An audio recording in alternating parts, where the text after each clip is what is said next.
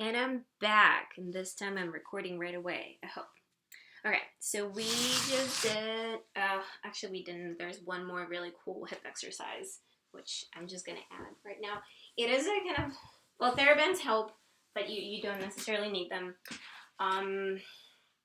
The idea is to kind of, again, work out different muscles in different positions, because if a muscle is strong in position A, it doesn't mean that it's strong in position B. So I really like this one. It works on your pike. Let me see if I can. Ooh, okay, there it goes. See? Okay, we're here. So, depending on where you're at, you might bolster this to whatever height you need to feel stable. And then use a TheraBand over on your ankles. And you put your weight on one foot. The other one goes out into the side. So again, do it this way. Gonna go a bit lower. And if you want, you can kind of do it on the ground. And you go to the side. And I'm just gonna do the other side a bit. Okay, so that was a quick show of that little guy. The anatomy side, butt's just getting really sore. Now let's do some kind of like back, upper back, kind of things. So a few things that I really like are just kind of the following. One is just like hollow body rolls both ways. Alright, so one is kind of a good core exercise when you're here. And you're doing these. But it's extra fun when you do it on your back. Let's see, this is Cyrus's bed. It's always in the way.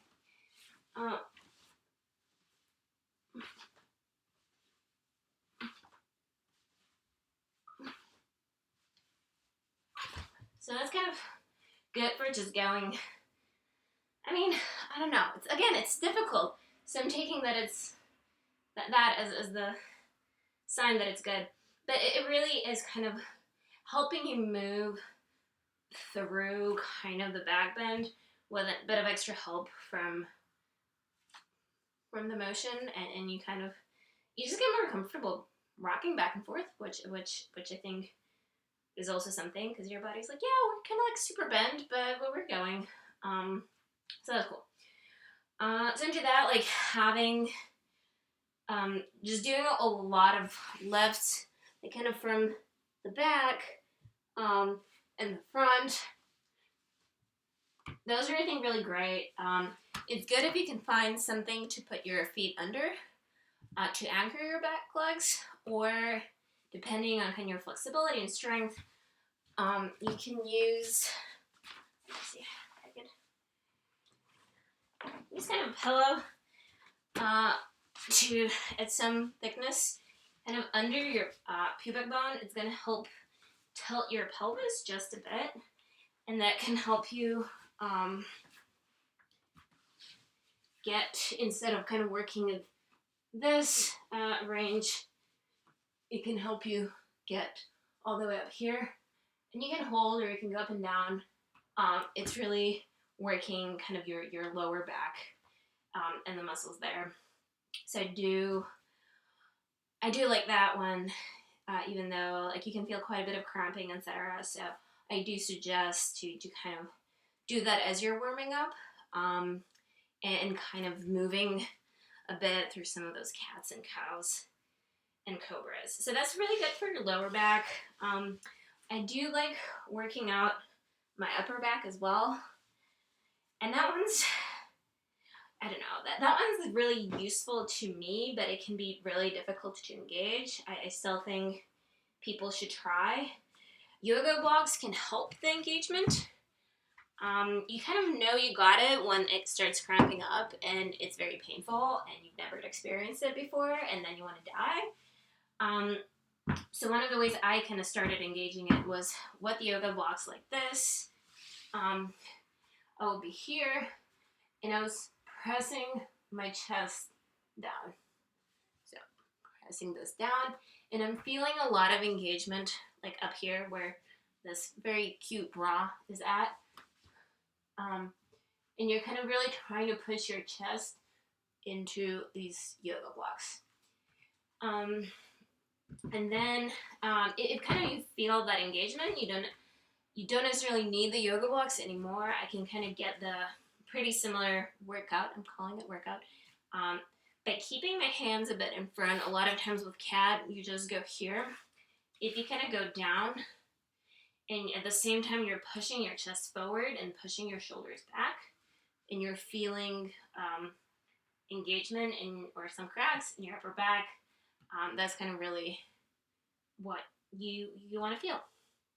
And then when your back, etc., is feeling really good, I like this other thing. It's kind of moving more into kind of like a stretch, but I do still feel like it kind of feels like quite a bit of workout on my legs. Back to legs. And I think it's pretty fun. So as you're down here, and this is gonna be like, I don't know, I would fish it's like an upright bow or it's some sort of bow or something. The idea is a lot of times when we do this, we go up here and we're stretching here, but if you really focus on pushing your feet away from you, and that engages muscles, you can pull yourself up this way. And then again from here, you can try holding yourself up like that. And that really engages your back, which is why everything hurts right now. So that's kind of a lot of work that I do for my back. I also do, as on my back days, I had extra. I made to do another video specifically for back. And sometimes when I'm doing my pull-ups, I'll add some like skinning the cats. Skinning the cats. Skinnings of the cat. The plural of skinning the cat. So those, these are mostly the ones that I would just like add into my regular conditioning. Let me see. There are times, I don't know, I've been trying to do also some work the same as with the internal hip rotation, kind of doing the same for my shoulders. So kind of a workout is, this is a bit narrow, but I don't have a table or anything anywhere else, where you stretch here and you try to push your little thumbs out. And that also, that helps shoulder stabilization, etc. So that's kind of pieces that I put together and that I'm gonna, I generally cycle through in some way through my conditioning. Let me see. Yeah, and that which kind of like brings us to the end, which is the holds. And those are, I mean, I think that wherever you're at, those can be really good. Or maybe just think of them like as whatever you need to do to exhaustion, or where you're really trying to, where you're very low and kind of stamina. So if you're working on your pull-ups, and you really just, I don't know, want to do something, okay, you do like 2 when you're really tired, and then pause, and then you like 1 you're really tired, and pause, and then you do 1 you're really tired. I think whatever that exercise is for you, I like putting it at the end. So for example, for if you've got yoga blocks, and if you hate your life, you might want to do L-sits. So L-sits themselves, I think, are a very good hold.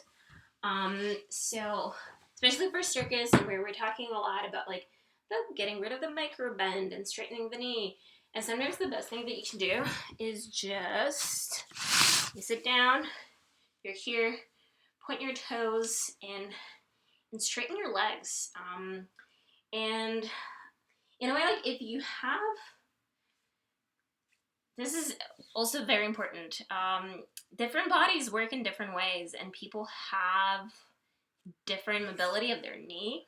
And technically, so if your toes are pointing up, you would kind of want, and you have like a 180-degree knee straightening, you would expect no kind of no space, or very, very little space between your below your knees. Once you point your toes, you'll notice that your shins start pointing up. So in order to get no hole under your knees, you actually have to go into hyperextension of your knee. And there's a lot of people that cannot do that. A lot of circus artists have, and especially ballet dancers, and like, do not let me start talking about rhythmic gymnasts, have just like extreme knee hyperextension. And that gives pretty lines in a way, but it's also really unhealthy for you. So if you're kind of pointing your toes down, pushing your knees down, however far you go, that's where you're at. But you really here, you want to focus. I'm really, really focusing on my toes, like they're cramping up at this point. It's kind of painful. My thighs are really straining right now, and that's where I'm at. And you can tell, like, I get, I don't know, maybe like 1/4 of an inch of the ground. Like, I have a bit more, like, if I really press things, but this isn't really a great stretch, and I don't want to go past what I can actively get into, which is my thighs pulling my knees up. So that's one hold that you can do. You kind of hold it for as long as you can, you relax, and then you do it again. Then there's our friendly L sit. You get some blocks. You hold this shape, and then you pull up. And then maybe you want to go towards a V sit. Maybe you want to bring it up. Maybe you just want to rock. And then you break down, because that's really fucking difficult. You can do a straddle hold. Kind of same difference. This one's just even worse. And then you're just here. Okay. And then if you're working in handstands, wherever you are, again, you can do different holds, whether it's next to a wall, whether it's up the wall. I think it's, I don't know, whether it's a straight handstand, let me do this. Whether it's a contortion handstand, it can be good to hold. And then if you have a little piece of paper and you write it down, and then you get to be very proud of how many times you held it. If you're working on, kind of straddling into handstand, or kind of coming down, or like straddle presses, etc., that's your end of conditioning thing. And with that, I'm out. Goodbye. Good luck. I will see you again with an actual workout.